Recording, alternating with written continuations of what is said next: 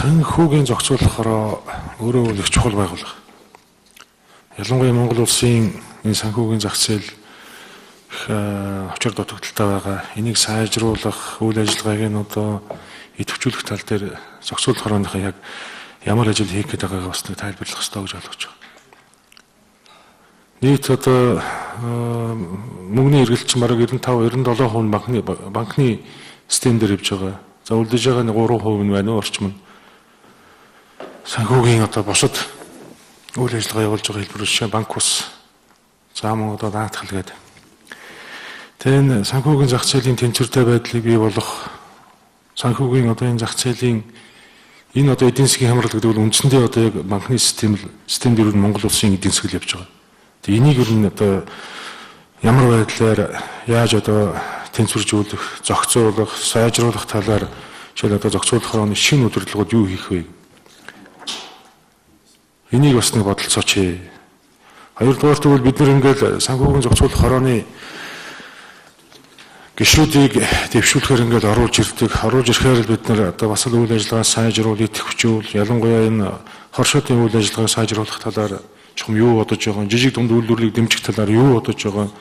Энэ банк ус санхүүгийн байгууллагууд болон энэ Ламбард гэдэг энэ санхүүгийн үйлчлэгээ үзүүлж байгаа энэ байгууллагуудынхаа одоо бас үйл ажиллагаа сайжруулах тал дээр ямар хувийн шаттай одоо ажлууд хийж хэрэгжүүлэх талаар дэлгэрэнгүй тайлбаруудаа хийж явах ёстой. Цаашлаад энэ ард иргэдийн санхүүгийн одоо мэдлэгийг сайжруулах, анх шатны одоо мэдлэг олох тал дээр санхүүгийн зохицуулахаар манлайлалын үүрэгтээ оролцох ёстой. Гэх мэтлэн маш олон ажлуудыг бид нар ингээд хилдэг ярьдаг.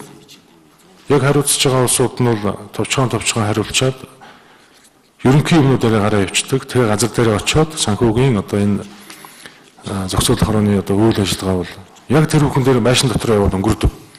Бидэнд мэдрэгдэж байгаа зүйлүүд юусэн анзаарэгддэг. Эсвэл одоо Монгол банкныхаа үйл ажиллагаанд харагдаад ингээд орхичд юм уу? Уул нь бол энэ санхүүгийн зохицуулах хороо бол санхүүгийн хамгийн том байгууллага гэж ойлгох нь шүү дээ.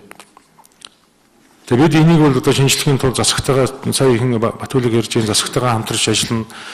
За хууль эрх зүйн орчныг сайжруулна гэдэг. Ер нь бид энэ санхүүгийн зах зээлийг төгс болгож сайжруулахгүй юм бол бид энэ эдийн засгийн хямралд ингээд л өртөөл яваад. Эдийн засгийн хүнд байхад би өөрөө одоо шинэ банк санхүүгийн системд бас тодорхой хугацаанд ажиллаж байсан хүний хувьд манай энэ мөнгөний бодлоготой уялдуулаад энэ банк санхүүгийн систем бол өөрөө их учир дутагдaltaй зүйлүүд маш олон байдаг.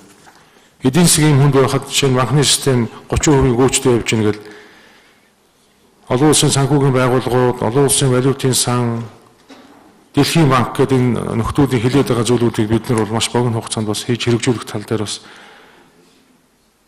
ажлуудаа явуулах хэрэгтэй гэж бодож байгаа. Тэгээд энэ давхар даатгалын тогтолцоог бас ер нь ямар хувь байдлаар одоо хэрхэн яаж бий болох гэдэг юм бэ Монгол улсад. Тэгээ санхүүгийн зах зээлийн үйл ажиллагаа сайжруулах гэдэг яг энэ одоо шинээр орж иж байгаа давхар даатгалын тогтолцоогоо яаж одоо сайжруулах юм.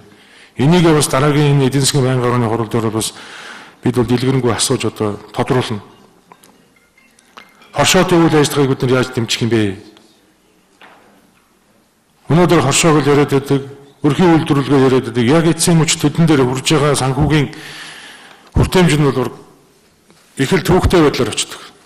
Тэгээ энэ тал дээр та бүхэн бас үйл ажиллагааг сайжруулах тал дээр бас бодож ажиллаарай гэж хэлмээр байна. За BT үйл ажиллагааг бас сайжруулах. Сая хөвчл яриад байна. Энийг бид нэр системтэйгээ яаж урах юм бэ?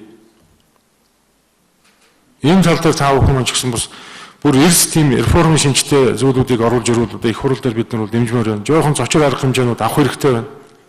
Ингээ урсгалаараа яваад байж боломгүй. За тэгээд дэвшиж байгаа улсуудаа бүгдэнд нь амжилт хүсье. Саяны хэлсэн зүйлүүдийг бас бодолцоод ажил хэрэгдээ бас анхаарлаа хандуулаарай гэдгийг хүсэж байна. За баярлалаа.